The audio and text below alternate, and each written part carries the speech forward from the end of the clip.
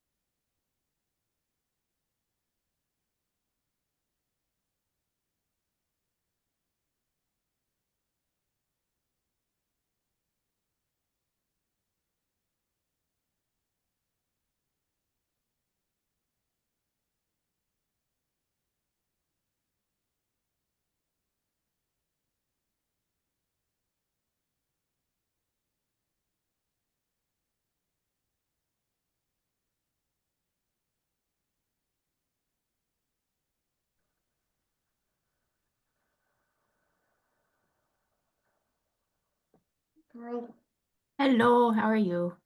how are you? Well, excited for your talk. I think you can go ahead, we can see your slides, so whenever you'd like to get started, go ahead. Thank you. Hey everyone. For those who don't know me, I'm Coral. So for my grand rounds, I chose the topic of perinatal sleep medicine to look into. No disclosures. So how I got interested in perinatal sleep medicine is my background is family medicine. So as part of our residency training, we take care of little babies all the way up to the geriatric population. And also part of our training, we take care of newborn babies as well as doing routine prenatal exams on the perinatal population. And during my experience of residency training, I personally had very limited exposure to the discussion of sleep during newborn examinations as well as during prenatal visits. A lot of times, even if we touched on the subject to check in on mom or baby, it was just quickly brushed off with the assumption that, oh, this is normal because you're pregnant, or this is normal because now there's baby in the picture. Very often it's just pushed to the side and not investigated further. So that's how I initially became interested. And then throughout fellowship training so far, me personally, I haven't had much exposure for the continuity of care during prenatal time period. So I was really interested to see how pregnancy contributes to sleep disorders, as well as how existing sleep disorders could evolve or change during this very fragile and magical time period in a woman's life. So the objectives of today is to discuss the physiologic changes during pregnancy, as well as the associated sleep disorders that could evolve just even from a healthy pregnancy, but also how pre-existing conditions, pre-existing sleep disorders could evolve during this prenatal time period as well. And we'll also be touching base on the sleep disparities during pregnancy, as well as the maternal and fetal outcomes that are associated with poor sleep quality during this time.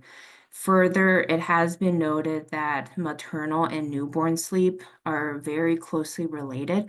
So we'll touch on that during the postpartum period, as well as discussions on the future of sleep medicine. Sleep medicine is a growing field, lots of new advancements, new findings every single day. So I will be discussing on how maybe in the future perinatal sleep medicine may be an area of focus, and so that we can better care for mom and baby. So prenatal, the definition is basically the time period of pregnancy and postpartum. So oftentimes I've noted that we kind of isolate into non-pregnant, pregnant, postpartum.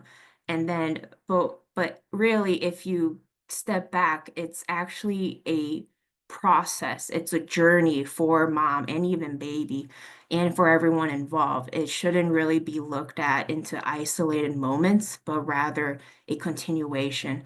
So because of this, there are a lot of dynamic changes that occur in mom. So because of these changes, the degree and severity and the type of sleep disturbances that occur could be different depending on the stage of where pregnant women is at. And this is important because it's important to identify and be aware of these factors that come into play in order to identify any sleep disturbances that could contribute to pathologic sleep disorders or worsen pre-existing sleep disorders, even in a healthy pregnancy in a timely manner.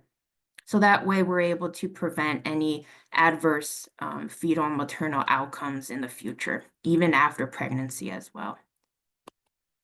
So I'm a visual learner, so I like to visualize how everything evolves in correlation with other aspects of during the pregnancy period. So the top chart is a broad view of how there's a lot of hormone changes during the perinatal period. And then the bottom chart is from the book Principles and Practice of Sleep Medicine. I felt like this chart really did a good job of summarizing the key components of each trimester in regards to how the sleep changes, sleep complaints that mom normally experiences, as well as the symptoms that occur. So like during the first trimester, you can see the female body has to get used to a lot of these new changes after becoming pregnant. And then oftentimes you'll hear symptoms of feeling sleepy, GI upset. And then there's a lot of disruption during the night. However, the total sleep time is usually increased due to more frequent naps in order to compensate for the sleepiness that new mom is experiencing. And because of all of this, there's also frequent sleep disruption as well that goes into play, such as waking up multiple times during the night to go to the bathroom even. But then as pregnancy progresses into the second trimester, you can see how the hormones continue to change, but now the body is getting used to these hormone changes. And sometimes women will feel like, hey, I feel better. I feel more energy. I feel like my mood's getting better too. But now we're also stepping into a role of anatomical changes now. As the uterus is growing, as baby is developing, there's more anatomical changes leading to heartburn, sometimes snoring, sleep disordered breathing. And then we'll talk more about that on the next slide as well. And then with the third trimester going in, now it's like the combination of anatomical changes, physiologic changes, other stressors going into play, environmental, mental health as well, because now baby is coming, like it's close, it's almost time for birth. So of course there's the anxiety component, there's the dreams, there's the worry about the life changes that are going to happen on top of the anatomical, physiologic changes that are happening for the mother to be. So, and of course, with all of these coming into play, there's going to be more sleep disruption, poor sleep quality, contributing to more sleepiness and fatigue. And then, of course, now with labor and delivery, all the hormones just dramatically change, as you can see in the chart on the top. And then now there's, in addition to the previous stressors, now there's baby is here now, and then there's new stressors and cognitive arousals that could also be at play, that could disrupt the pregnant woman's sleep further. So I felt like this diagram really summarizes the physiologic and anatomical changes that happen during this time. This is also from the textbook as well. So a lot of times we all know that as the uterus grows, the uterus is pushing on the bladder, it's pushing up onto the diaphragm, the intestines, the stomach.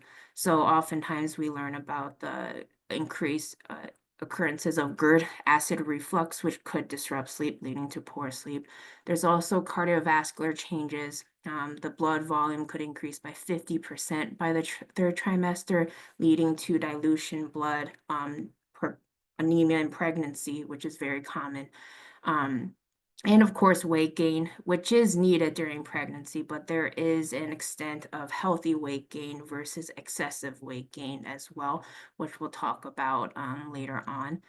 And of course, there's the respiratory changes that lead to sleep disorder breathing during pregnancy.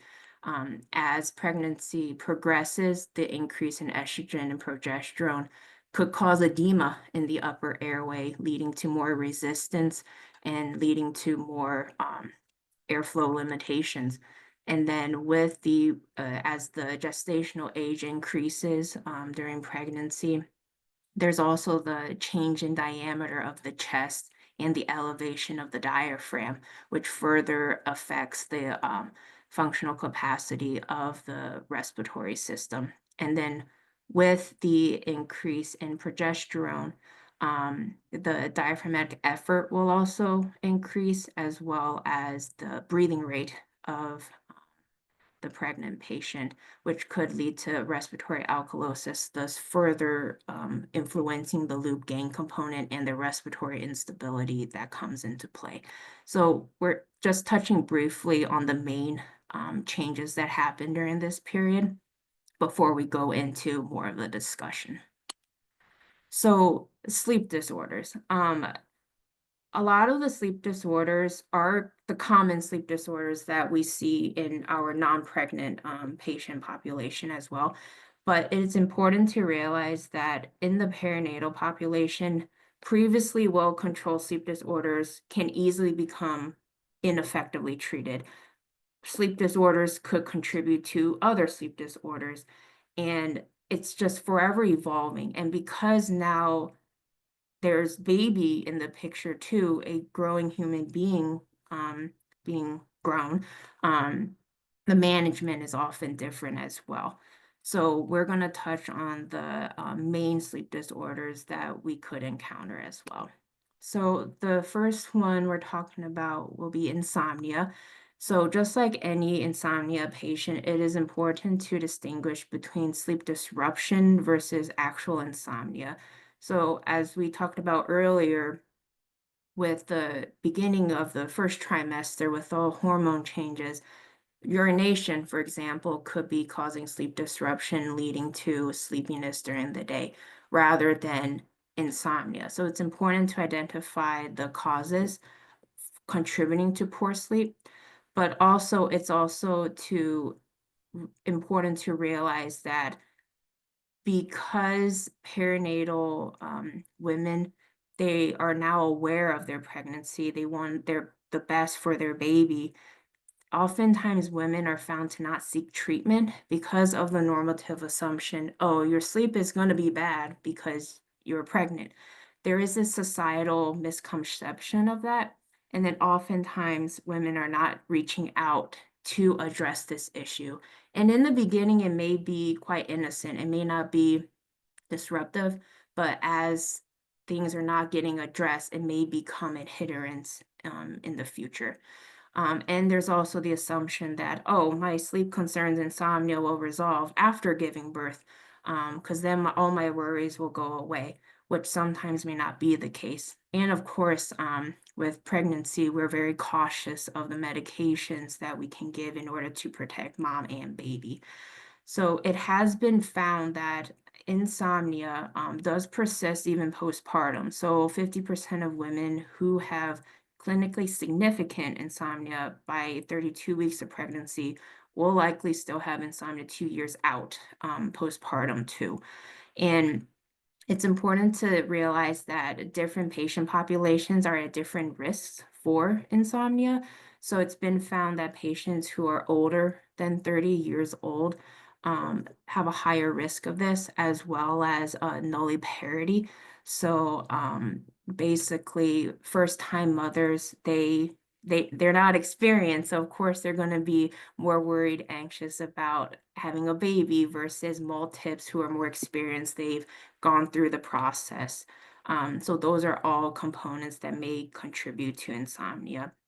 There's also environmental, societal factors at play that could be adding stressors, as well as other pre-existing conditions even prior to pregnancy, such as maybe work, employment. There was like shift work or even sleep restriction, and then on top of that, adding on pregnancy, the discomfort that's at play.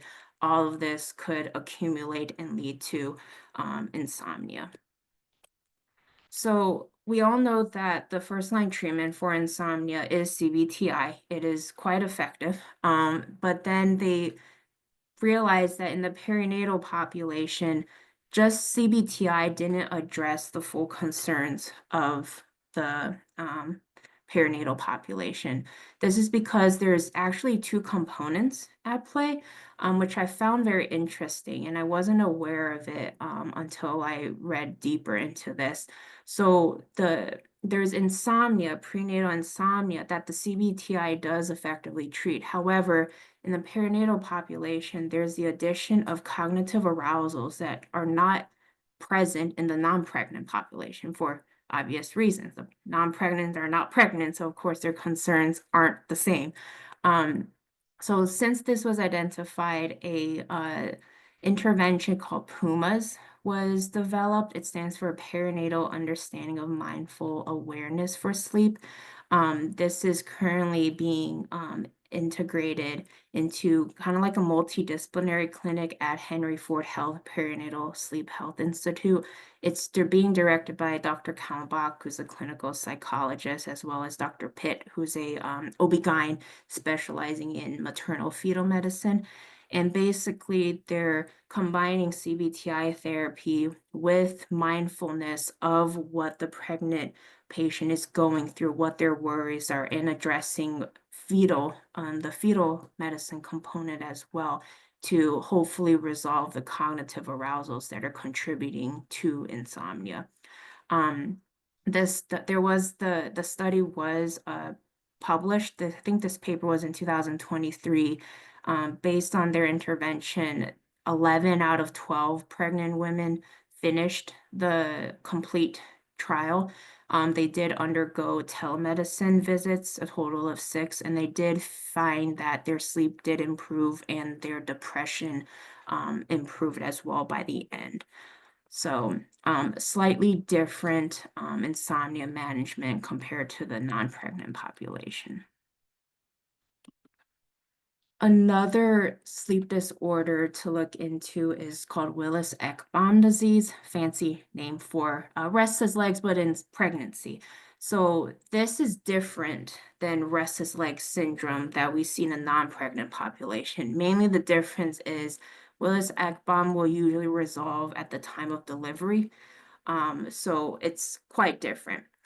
This in particular really resonated with me because I recently did see a perinatal patient, pretty recently, I think in March, um, that really got me interested in this topic as well. So the patient I saw had already had a chronic diagnosis of RLS, very strong family history, and it was already being managed by oral iron supplementation. And then, but at the time she established care with us in sleep medicine clinic, she did not know she was pregnant. And then she underwent an in-lab sleep study, which was negative for obstructive sleep apnea. AHI was only 1.1. But then I saw her at follow-up, and that's when she learned, like, hey, I'm 20 weeks pregnant. And then during this time, her fatigue, which was her main symptom, and her restless sleep was just getting worse, worse, and worse, despite being on oral iron supplementation. So for this patient, I wouldn't say it's pregnancy related because she already had chronic restless leg syndrome prior to becoming pregnant, but the effects and what the patient experiences are very similar in regards to their poor sleep quality. So shorter total sleep time, difficulty maintaining initiating sleep, and daytime sleepiness.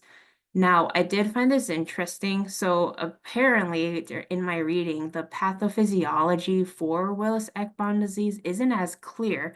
Originally, I thought it would be like the iron deficiency. However, the hypothesis, after reading through, has some counter points that I think are reasonable. So not every pregnant patient will develop Willis-Ekman disease. So then it puts into question if anemia of pregnancy develops due to the volume increased by 50% by third trimester in all pregnancies, healthy pregnancies too. Why don't all pregnant women develop Willis-Ekman disease? And further, if it resolves at the time of delivery, that also really questions the iron deficiency component because even in very healthy deliveries, there's a lot of blood that's lost, and then that hence more anemia, but then yet the restless leg syndrome related to pregnancy resolves. So I found that quite interesting, but the management for both is still the same. So management of stress, reducing sleep deprivation, but also focusing on non-pharmacological components such as the NIDRA counterstim therapy. And in regards to my patient, because we noted that her hemoglobin was dropping, I think her hemoglobin was only a 10 when we saw her based on her January labs. And her ferritin at that time on iron supplementation was 56. And then we couldn't increase her supplementation more due to GI upset. She was becoming very nauseous. So we decided on IV iron therapy in order to address the anemia and the restless leg syndrome. I did reach out to OB/GYN in regard to the dosing because we couldn't really find like any particular guidelines on dosing to address this in pregnancy. And based on talking with OB/GYN, we went with the standard RLS dosing guidelines, 1,000 milligrams in one IV dose. And then OB actually ordered repeat labs, ferritin levels. We did not because it was already predicted that her ferritin levels likely dropped more than the 56 that was present in January. And interestingly, it dropped all the way to 10 by March. So no wonder she was experiencing so much discomfort. And then she did report improvement after getting the iron therapy as well. So moving on to narcolepsy. So I have not been able to have like a longitudinal follow-up of a perinatal patient in regards to their narcolepsy management. So I was interested in how this would evolve. So it has been shown that narcolepsy, the prevalence is similar in the non-pregnant population, but their symptoms may be triggered or exacerbated. Even if they were previously well controlled on medication. And as we know, a lot of the medications involved in narcolepsy management are not recommended during pregnancy in order to protect baby and mom. There is the risk of small gestational growth. There's increased blood pressure for mom. There's a lot of risks at play, and that's why we have that discussion prior to starting medications in patients with narcolepsy.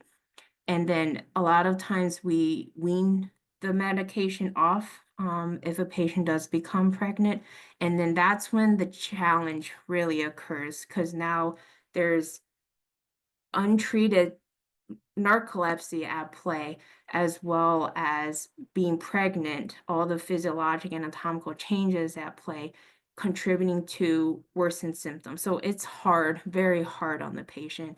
And in addition, there's the hormonal changes with the orexin, leptin, and ghrelin in narcolepsy, which it really, even in addition to the wakefulness effects, but it also impacts appetite. So the satiety signals and the hunger signals all change in narcolepsy, which makes the patient more prone to excess weight gain.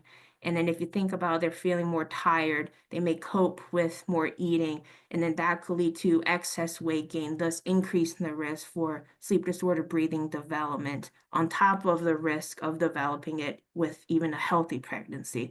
So it really, reading all the different articles on this really opened my eyes on how challenging narcolepsy management could be in the perinatal population, and it could be dangerous too. I did not know this, but apparently with narcolepsy with cataplexy, elective cesareans should be discussed with the OB-GYN as well as with the patient for the safety, because it would be really bad if cataplexy was triggered during labor for both baby and mom. So it really emphasizes how previously controlled sleep disorders may not be well controlled, well, will not be well controlled without certain medication management, even though we try our best to do a conservative management route with like good sleep hygiene, supportive networks, and stress management as well. Usually they emphasize on hopefully mom can have a supportive network. That way she can squeeze in scheduled naps, work accommodations, and some patients use caffeine in order to compensate. But just overall, the whole process of narcolepsy, in addition to the perinatal period, is just challenging for the patient as a whole. And of course, obstructive sleep apnea, which based on what I was reading is more studied, likely due to all the anatomical changes that come at play, which we did talk about in regards to the increase in estrogen, progesterone. With all of this going into play, of course, there's a higher risk of obstructive sleep apnea, but it's also interesting to see how the treatment progresses. So I've only seen perinatal patients postpartum. I haven't actually seen a patient who tested positive prior to becoming pregnant and was on CPAP already. So I was interested to see how the treatment could change as pregnancy progresses. So they noted that patients who were previously on CPAP machine and effectively treated, by the time of the second trimester, usually the pressure is needed to be increased by 1 to 3 centimeters of water, usually. And then that also goes into play regarding the mandibular advancement device. So if a patient was already on the MAD and it was working, it has been shown that it's effective earlier in the pregnancy, first trimester, but as the pregnancy progresses, all the anatomical changes, hormone changes, weight changes, it will likely need adjusted further. And there has been shown that some patients need to change to a CPAP machine rather than continuing their mandibular advancement device, because there's only so much a mandibular advancement device can do, especially with any fat deposits going on in the soft tissue in the upper airway. And of course, for all pregnant patients, positional therapy, sleeping in the lateral position is recommended. So usually in the perinatal period, a combination of therapies is usually more effective as well. But then it also brings into the picture of, if we know that with everything happening, we will likely need increased pressures in order to treat sleep apnea during pregnancy, how do we monitor this. I personally have not been able or have been reviewing a data download in 1 month's time on a perinatal patient like I've had in other patients that I've seen who are non-pregnant. So it makes me question on how this changes in the real life setting in the clinic. But I personally have not experienced it. So for my other patient who is now pregnant and with the RLS component, I would be interested to see. But of course, her in lab was negative for OSA, so she's not on CPAP. But in her situation, it also brings up the question of the timeline of assessing obstructive sleep apnea. When do we give the diagnosis of it? When do we say, oh, you're negative? And then do we just leave it at that? When do we assess the patient for sleep apnea? Usually the assumption is earlier the better, which makes sense because if we catch it early, we can implement treatment earlier, and that way we're in the therapeutic window for optimal benefit for mom and baby. But that's not always the case. So there was a case report that looked into this. This was a 35-year-old Hispanic African American woman. Her only past medical history was depression, otherwise healthy, no other social factors, no substance use.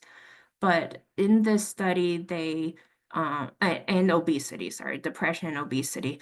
So in the first trimester, they did a home sleep test, and then you can see that her events were only 3.3. So she was negative for obstructive sleep apnea, and her only risk factors for OSA was obesity and snoring. That was it.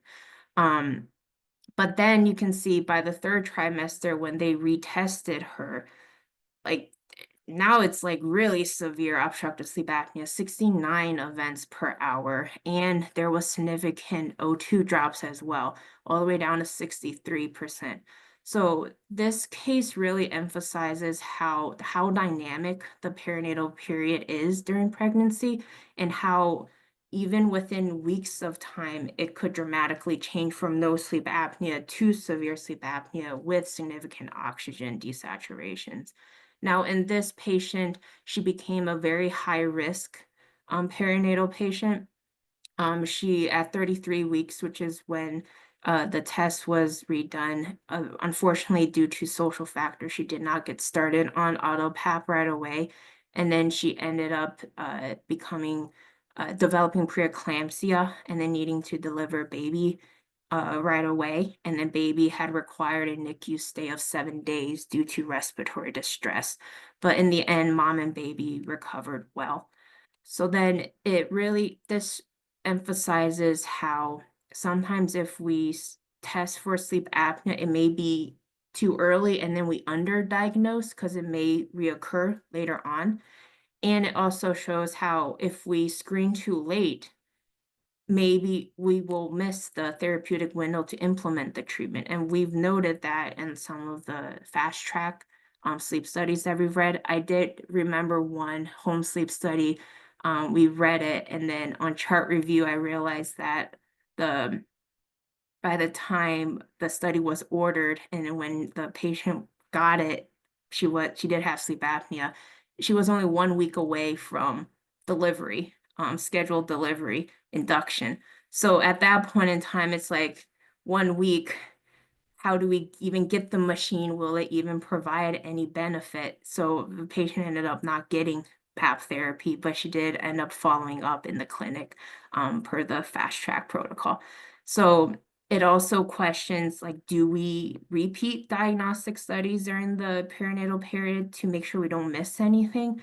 And if we don't have it as a routine repeat, are there ways to kind of trigger our red flags of, hey, this patient is at higher risk of developing OSA? Should we implement a repeat study? So all of this to say is that poor sleep quality and the factors that contribute it can have detrimental outcomes for mom and baby. So one of them is the excess weight gain with fatigue that develops on top of with normal pregnancy. It leads to more comfort eating, less physical activity, thus worsening weight gain. as well as the development of high blood pressure. So there's mainly two types of high blood pressure. One is pregnancy induced, which is blood pressure greater than 140/90, first diagnosed in pregnancy. So previously patient was normotensive, while preeclampsia is the development of proteinuria, so signs of end organ damage. And of course, with eclampsia, there's the presence of seizure on top of everything else. So interestingly, a lot of the studies for the perinatal period, there's a lot of variables, and then I was not able to find a study where all the variables were considered, and then each study was difficult to compare with, because what they accounted for in their definitions were so variable. Like the definition of short and long sleepers, some studies had it as less than 4 hours, some studies had less than 7 hours, some studies had greater than 10 hours. So it's very variable, but the overall theme that I noted was that less than 5 hours, the higher risk of preeclampsia, and the longer of sleep onset latency, as well as wake after sleep onset, the higher the blood pressures by third trimester for both too short of hours of sleep as well as too long hours of sleep. And this was all associated with inflammatory markers in the patient. And then another component besides hypertension is also hyperglycemia. So in the prenatal routine visits, there's the glucose challenge to assess for any glucose abnormalities. And then again, lots of variables, lots of studies out there looking into this, but lots of factors that aren't accounted for at times. But again, the overall theme is less sleep, increase glucose levels compared to optimal sleep or more sleep. So this BMI, like in this study that found this conclusion, they didn't really account for the BMI of the patient to begin with. And then in this study here, they didn't really take into consideration other risk factors the patient may have for having an increased risk of developing hyperglycemia in the first place. So lots of variabilities, but it's an ongoing discussion. Other outcomes of course are in the fetal aspects. So when mom is sleeping, that is when the uteroplacental blood flow and the growth hormone are at its peak. So if mom is getting poor sleep, very disrupted, of course it will affect baby. And if mom is on certain medications, such as in narcolepsy with stimulants, if we were not able to wean them off, of course, this will affect baby's growth as well. And then overall, the theme is noticed that less sleep is associated with smaller gestational age, as well as preterm birth. And in addition to these outcomes, there's the mood concerns, which often continue into the postpartum period. With poor sleep, of course, we're not in our best mood. Depression is often the most commonly identified symptoms during this time period, and it usually stays out even in the postpartum period. So poor sleep quality is very important to assess during the perinatal period, as it has short-term outcomes, long-term outcomes, and these outcomes are also, it can be broken down further.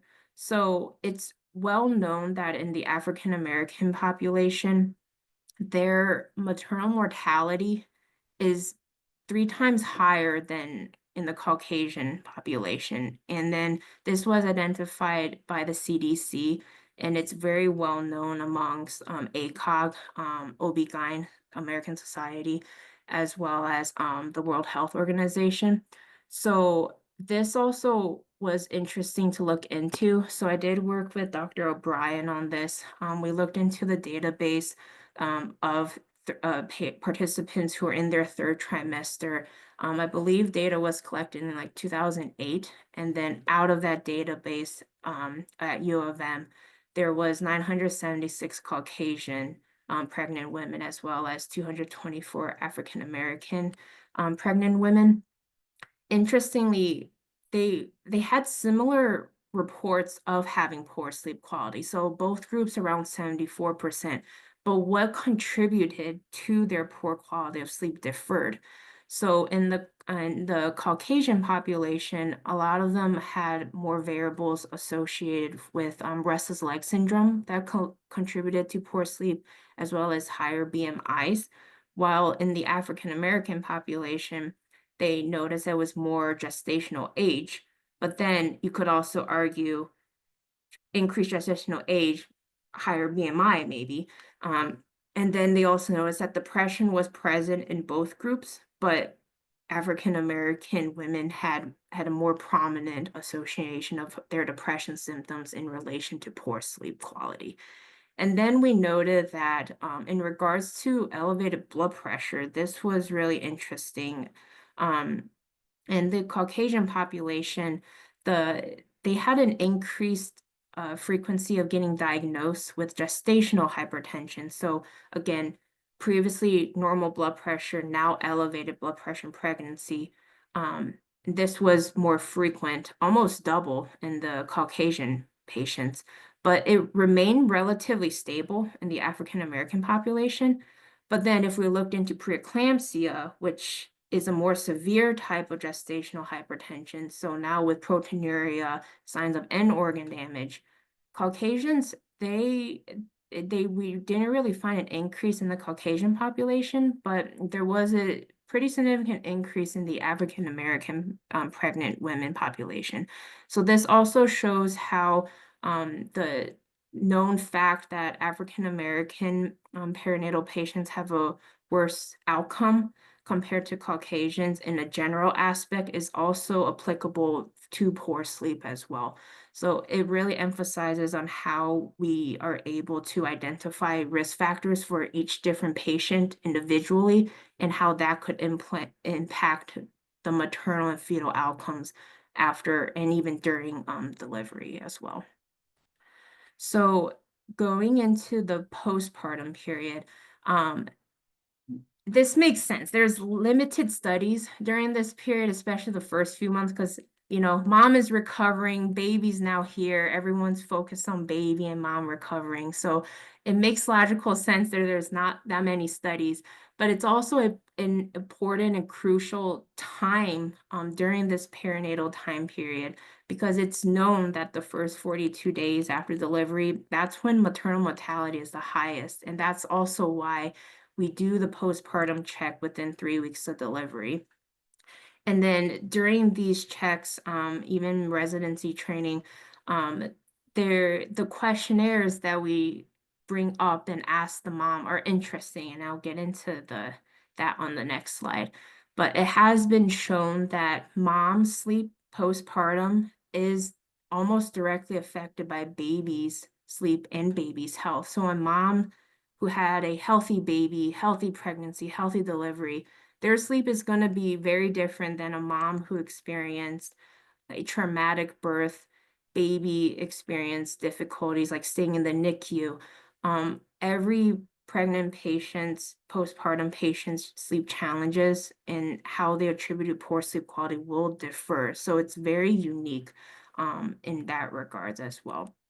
So the questionnaires that we often ask our patients are the PHQ-9 as well as the Edinburgh Postnatal Depression Scale. During these implementation of these questionnaires, I've also often utilized these during the postpartum visit for mom as well as the newborn visit for the baby when they establish care. You can see that out of all these questions, there's only really one that specifically says sleep. The others ones you can associate it with sleep symptoms because we are a sleep specialty. We know how to incorporate these symptoms that could suggest and be suspicious for sleep issues. But for a patient, it may be like, yeah, this is happening, but often the answer is, of course it's happening. I'm taking care of my baby. What else do you want me to do? And then there's also other factors that come into play. So a lot of times, even after postpartum, it's overlooked as well at times. So going into this, kind of summarizing everything, this is again the chart that we looked at in the beginning, you can see how dynamic the perinatal period is. And then with all of this being said, at least in my limited experience in this 1 year fellowship, I've only seen patients before they became pregnant, like in my previous patients. And then they may become pregnant, but I've never seen them after. Or we've seen patients postpartum after they got a sleep study, after they delivered, and some of them even lost the weight and recovered back to their baseline. And then we see them in the sleep clinic to follow up. Or we've seen in my other patient who just found out that she's pregnant, and then we got a sleep study early on in her pregnancy that was negative. Well, that also comes into question as she goes in, as she progresses in her pregnancy, what will happen, what will change. And sometimes we get a sleep study when we're reading a fast track, but they're so close to delivery, we're unable to implement PAP therapy within the therapeutic window to get optimal benefit. So it's important to see how the perinatal pain is so dynamic and connected. We shouldn't just isolate the different sections, postpartum, non-pregnant, but rather as a whole. So the perinatal period is very dynamic. And then because of this, it's I do have wonders of how we can improve this in the future and how we can implement some changes for the better of mom and baby's health. So with prenatal visits, they have this really structured during the first the periods of development. They have the routine visits every month. And then towards around 28 to 36 weeks, they have visits every 2 weeks and then every week up until delivery. So it'll be interested to see how we could maybe incorporate this into evaluating sleep, maybe incorporating sleep into perinatal visits so that way we're not missing certain diagnoses or we're not missing how previous sleep disorders that were well managed, such as sleep apnea, what if they need some tinkering of the results in order to adjust it to continue the effectiveness? Maybe we can identify that during perinatal visits by asking additional questions. And we can also see how with like narcolepsy, for example, as we're weaning the medications, how the patient's responding to that, how the patient's coping, and how that could also put them at risk of other sleep disorders like sleep apnea. So I'm interested to see how the future progresses in regards to perinatal medicine. I think we already are starting to implement more of these multidisciplinary approaches. And in a sense, if you think about it, it's kind of like how we repeat studies and follow up in newborns too. We often repeat studies as the kiddo grows in order to reassess their central sleep apnea, obstructive sleep apnea, hypoventilation. Well, it's a similar concept, at least to me, in regards to the perinatal period, because so much is changing in a very limited time. So these are just thoughts on what I've observed and noticed during my residency training as well as my fellowship training. So these are some of the resources I use, and special thanks to Dr. O'Brien for being my mentor in this. And any questions? That was fantastic, Coral. Thank you. I had a quick question, Coral. That was a fabulous talk. Thank you so much.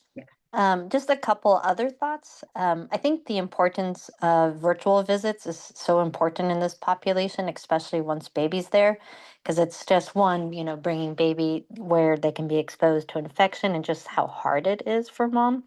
Absolutely. And then, also with the narcolepsy patients, breastfeeding becomes such an issue because, I mean, that's usually the biggest decision on when they're going to return to medications. And a lot of women really kind of struggle with like, I'm so tired, but I want to breastfeed. And, it's just really challenging time. Definitely. Great talk. Thank you so much. Thanks. Ron, go ahead. I agree. Very nice talk and important. And a lot of information still to be determined in this area. One issue that seems to be getting more and more emphasis is that the hypertensive disorders of pregnancy have meaning later in life, like 10 years later, 20 years later, with cardiovascular impact for those women. And I'm not sure it's completely sorted out whether pregnancy is just a window into what would have happened anyway, or if something happens during pregnancy that predisposes you to that afterwards. And I wonder if you had any thoughts. Is there, and those are hard studies to know because who's going to do, the 20-year cohort study? Suppose you could do it retrospectively, so maybe, but any thoughts on that? And is one of the aims to improve health in the long term? Could that be that if you treat sleep apnea starting in the second trimester, that you're going to improve cardiovascular health for the woman 20 years later? Yeah, so that's actually a really good point. Even with healthy pregnancies, the fluid shifts that occur does impact the cardiac health of the women. I believe it's in, I need to double check, but I think it's left ventricular hypertrophy at times, and oftentimes women do develop murmurs in their heart. So there could be a component of pregnancy putting the women at a higher risk of developing cardiac issues later on in life. And adding on to that, if a patient was not able to wean off of their narcolepsy medications, if they continue stimulants, that could even further worsen their cardiac risk in the future too. So, I mean, that a longitudinal study would definitely, I feel, be beneficial because a lot of my patients, they come in for insomnia, but it kind of goes into this. Oh, everything went downhill after pregnancy, after this happened. So I think a longitudinal study would be very beneficial if we're able to accommodate that. Well, there's some discussion in the chat about insomnia during pregnancy. So it was shared that Dr. Ragland runs a perinatal insomnia group therapy on Wednesdays in the BSN. Oh, I'm sorry, I forgot to mention that. I was gonna give a shout out. Sorry, Dr. Ragland. Yeah, she helped me with this as well. I did see a patient with Dr. Conroy during behavioral sleep rotation, and then it was a patient trying to reestablish care. She was in the perinatal insomnia group, and that's when I learned about it, that we had it. And then I talked with Dr. Ragland about it. Sorry, I forgot to do the shout out. Yes, thank you, Dr. Connery.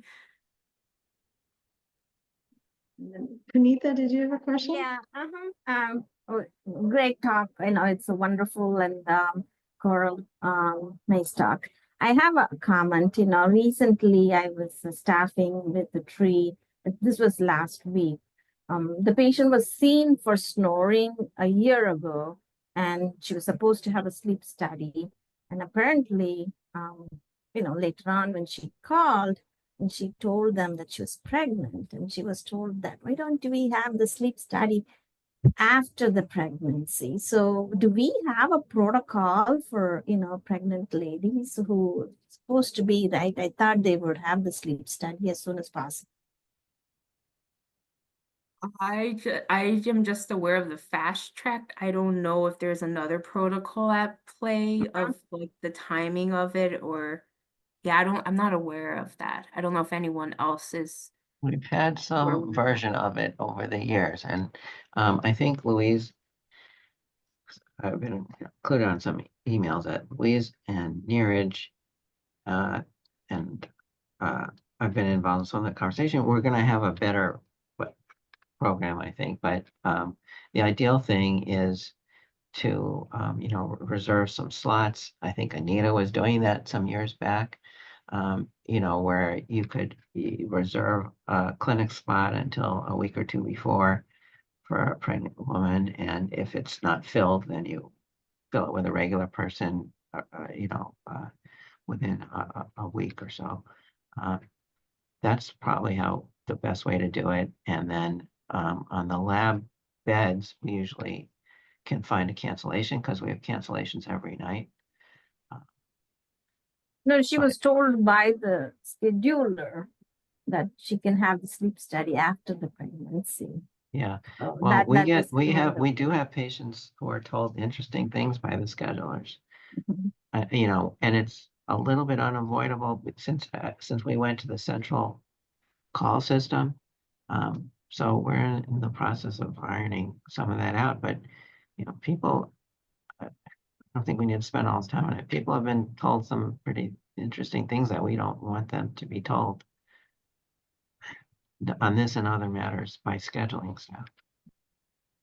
I think if Louise is aware of a patient, then she'll usually ask, you know, I think a handful of people if they're able to overbook for the clinic visit. But I think if the referral doesn't expressly state that the patient is pregnant, then sometimes I think that sense of urgency is not there.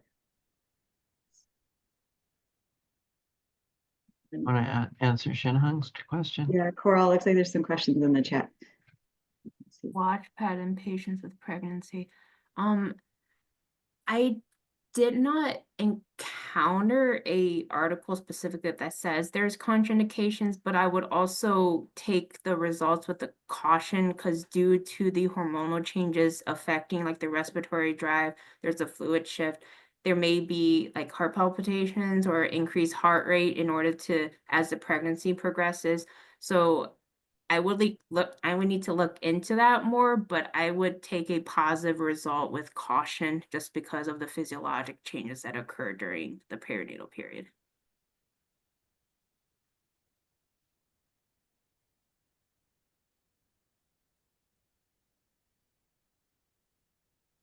I just added a reference there to true validation.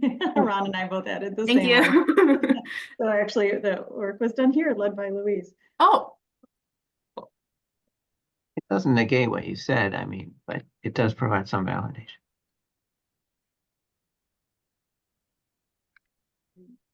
I don't see any other hands up, Coral. So thank you again for a wonderful Grand Rounds presentation. thanks everyone. Thank you.